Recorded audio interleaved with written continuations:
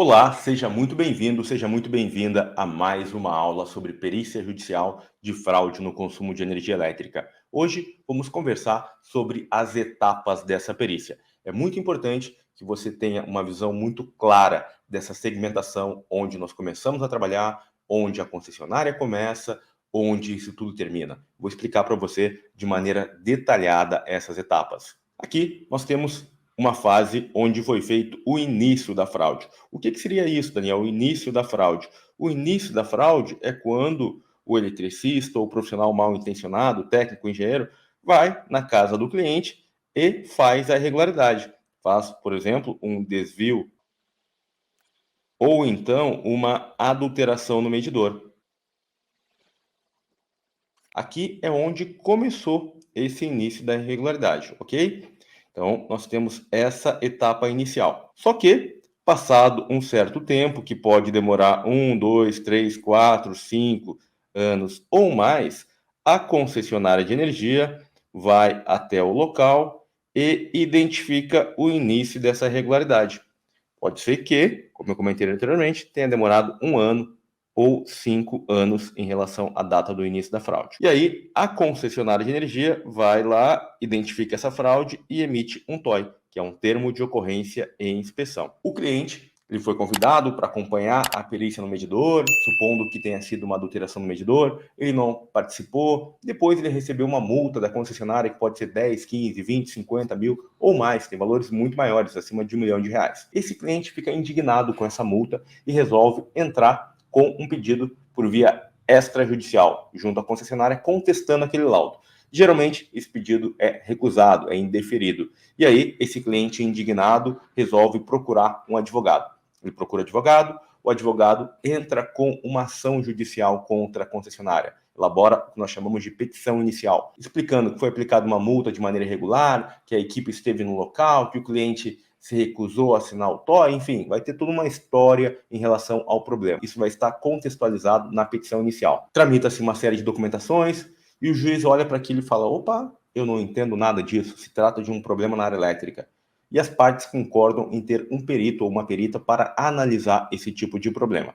É nessa hora que você acaba sendo nomeado. Ao ser nomeado para essa perícia, obviamente que existe um tempo entre a data de emissão do TOI e a data dessa nomeação, que pode ser 1 ano, 2 anos ou até mais do que isso. Nesse momento, quando você é nomeado, o primeiro ponto é você identificar que tipo de irregularidade que se trata. É um desvio de energia elétrica, o medidor permaneceu na unidade consumidora, é uma adulteração no medidor, onde esse medidor foi retirado para o laboratório. Por que isso é importante? Você precisa identificar o tipo de perícia, já sabe que é uma perícia de fraude, e o tipo de problema. Por quê? Tendo em mente o tipo de problema, você vai saber se precisa ir no local ou não. Por exemplo, um desvio de energia no qual não foi retirado o medidor de energia, não tem por que você ir na unidade consumidora. Aquela situação da época já foi regularizada. O medidor não foi adulterado. Então, você vai se deter aos fatos com base no que está escrito no TOI. Alguns profissionais querem ir no local porque tem quesitos mal formulados pelas partes. Eu, particularmente, não vou no local nesses casos, me posiciono dessa forma e já deixo claro na proposta orçamentária, que é uma próxima etapa. Após ser nomeado, você precisa passar uma proposta orçamentária caso você aceite dar continuidade nessa perícia. Você também tem o direito de recusar, se for um caso, principalmente, que você não domina o assunto. Mas, nesse caso, obviamente que eu vou aceitar a perícia, vou passar a proposta de honorários, vou informar se eu vou no local ou não, já deixo tudo bem claro antes, é aquela história. O que é acordado antes não sai caro depois. E aí, o juiz, por sua vez, passa para as partes também aquele valor. Nessa hora, pode ser que tenha contestação ou não do valor, geralmente tem, não se assuste com isso, geralmente tem contestação do valor, faz parte do jogo essa contestação, você muitas vezes dá um pequeno desconto ou não dá, eu particularmente dificilmente dou desconto em relação a isso, e posteriormente isso acaba sendo aprovado. Sendo aprovado essa perícia, isso demora um pouquinho, tá? Tenha calma, toda essa tramitação no judiciário é muito lenta, às vezes pode demorar meses, você vai ser informado que o processo foi tramitado, que você está autorizado a começar a perícia.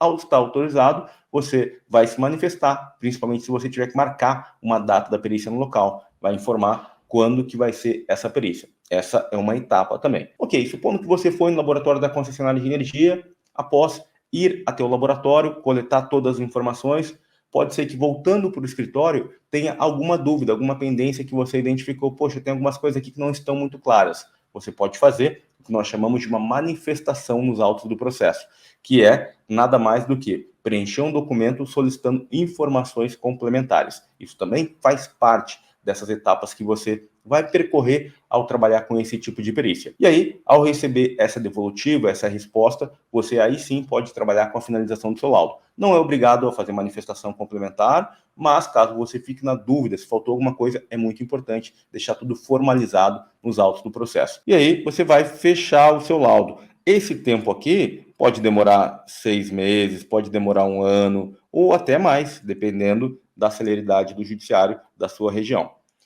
Fique tranquilo também em relação a esses prazos, não se assuste, faz parte da perícia, isso aqui é um investimento, é uma poupança, tá? A partir do momento que você entrega o seu laudo, não acabou, tem mais umas coisinhas aqui para frente. E o que é isso? Nada mais é do que, ao entregar o seu laudo, pode ser que uma das partes não concorde com você e faça o que nós chamamos de quesitos complementares. Esses quesitos complementares podem ser quesitos absurdos, como pedir para você ir no local novamente. Se eles acharem que é necessário, pode ser que até não seja, e pode ser que seja realmente importante você ir no local porque houve uma falha sua. Mas pode ser que eles peçam para você fazer isso de maneira extremamente inadequada, sem nenhuma fundamentação. É muito comum que os escritórios de advocacia não tenham assistentes técnicos, não saibam o que perguntar e façam perguntas ridículas. Isso acontece muito, então não se assuste com isso. Responda as perguntas de maneira objetiva, às vezes menos é mais. Você não está ali para fazer um mini TCC em relação à pergunta que está sendo feita, principalmente quando o contexto for técnico. É importante que você esclareça as partes, mas não é uma aula que você está dando para profissionais da área elétrica, perfeito? Isso é importante, tenha clareza em relação a isso, porque muitas pessoas se comunicam escrevendo o que está na norma, transcrevendo coisas complexas que os juízes e os advogados, obviamente, não entendem. Nós temos que traduzir essa comunicação para uma linguagem mais simples. Respondendo essas perguntas, o juiz vai tramitar novamente para as partes, verificar se tem alguém que tem alguma manifestação complementar e vai ficar a cargo do juiz tomar a decisão. Passou-se um tempo em relação a isso, não houve mais questionamentos, o que você vai fazer? Solicitar o valor final dos honorários. E aí, o juiz vai solicitar que seja emitido o alvará para que você receba esse valor. Pode ser que você tenha feito isso, passou 1 mês, 2, 3, você não recebeu ainda esse valor. O que você tem que fazer? Entrar em contato com a comarca por telefone e falar, olha, eu fui nomeado como perito ou perita para o processo tal, isso já foi finalizado e eu ainda não recebi esses valores. Você pode verificar como é que está a situação? Isso já aconteceu comigo. E aí eles vão verificar, vão identificar que não foi pago para você e rapidamente isso já vai entrar na sua conta. Uma dica muito importante também. Tenha em mente todas essas etapas para que você possa ter uma visão mais ampla sobre esse tipo de perícia de fraude no consumo de energia elétrica. Fica tranquilo, fica tranquila, aguarda que nós temos muitas aulas sobre isso com muitas dicas. Grande abraço e até a próxima aula.